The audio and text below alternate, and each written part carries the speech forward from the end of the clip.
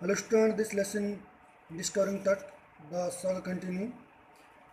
Egypt साम्राज्य Roman साम्राज्य के राजाओं को जब दफनाया जाता था तो उनके ममीज़ के साथ बहुत सारी चीज़ें रखी जाती थी और उन लोगों की ये मान्यता थी कि वो इन चीज़ों का यूज़ करते हैं। अपने यहाँ जला दिया जाता है, उनके वहाँ दफनाया जाता था। तो इन द ईयर 1922 उसकी जो मम्मी थी उसको बाहर निकाला गया, उसका सीटी स्कैन किया गया, उसके बारे में बताया गया कि उसकी मृत्यु हुई थी या उसको नेचुरल डेथ थी उसकी या उसका मर्डर किया गया था।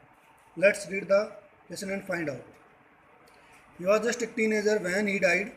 वह एक युवा था जब वो मरा। The last heir of a powerful family and had ruled Egypt and its empire of 4 centuries. He was laid the rest laden with gold and eventually forgotten. जो टट था वो अपने साम्राज्य का सबसे अंतिम सम्राट था और जिसका साम्राज्य सदियों से उन्होंने रोम के ऊपर राज किया था। जब वो मरा तो उसके पास सोने और बहुत सारी चीज़ें उसके साथ दफना दी गई थी और लोग उसे भूल गए थे।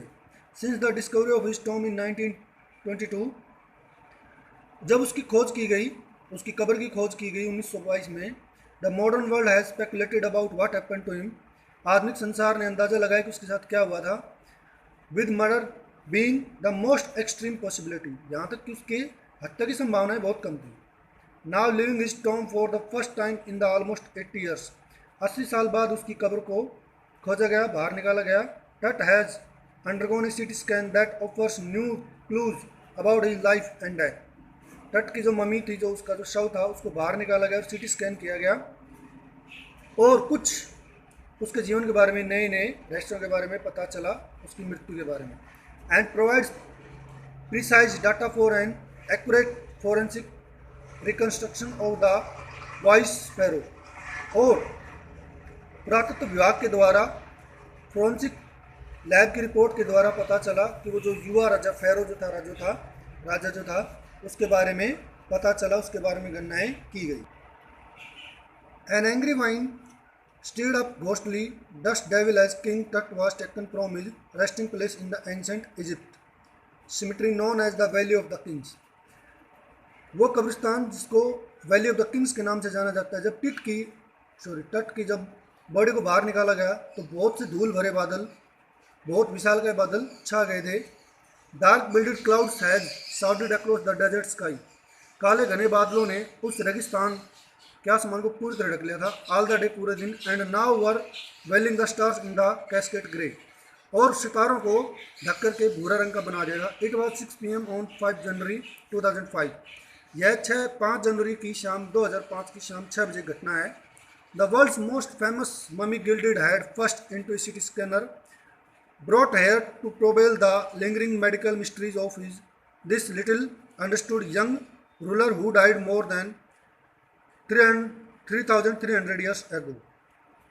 संसार की सबसे फेमस ममी जो कि सोने के साथ दफनाई गई थी, आज उसका सीटी स्कैन किया गया था उसको, और उसके द्वारा मेडिकल रिपोर्ट्स के जरिए उसकी मौत की गुत्थियों को सुलझाया गया था, जो कि 3300 साल पहले मर गया था। All afternoon the usual line of tourists from around the world had descended into the compared rock cut tomb some 26 feet underground to pay their respect. पूरी दोपहर पर्यटकों की लाइन जो थी, जो 26 फीट गहरी जो कब्र थी उसके अंदर जा रही थी, जो मकबरा था उसको खोद कर निकाला गया था, और वहाँ पत्थरों पर जो नक्काशी थी उसको देख रहे थे और अपनी श्रद्धा अर्पित कर रहे थे। They gaze at the murals on the walls of the burial chamber, दफनाए गए चैम्बर जो था, कब्र थी, उसके अंदर जो दीवारों पर चित्र थे उनको देख रहे थे। And peered at Tut's gilded face, कभी उसके सोने से लदे चेहरे को देख रहे थे। The most striking feature of his mummy shaped outer coffin lid, और सबसे बड़ी चीज़ जो उसको, जो कॉफिन था, जो कब्र थी, उसके अंदर जो चीज़ें लगाई गई थी, उस मम्मी के अंदर जो शेप बनाई गई थी उसको देख रहे थे। Some visitors read from guide books in a whisper, कुछ लोग फुसफुसाते हुए गाइड बुक्स जो पुस्तकों के बारे में लिखा गया था उसको पढ़ रहे थे।